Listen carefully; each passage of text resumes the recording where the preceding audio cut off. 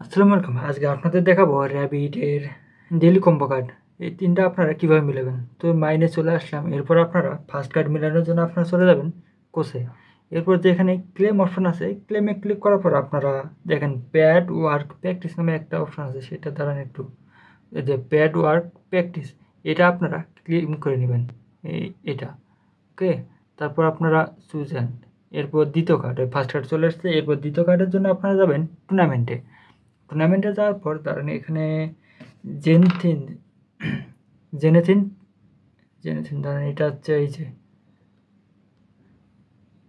এইটা। এরপর চুজ, হ্যাঁ ঠিক আছে। এবার আসবেন তৃতীয় কার্ডের জন্য। তৃতীয় কার্ডের জন্য আপনারা আবার সেই কোচে যাবেন। কোচে যাওয়ার পর ক্লেম।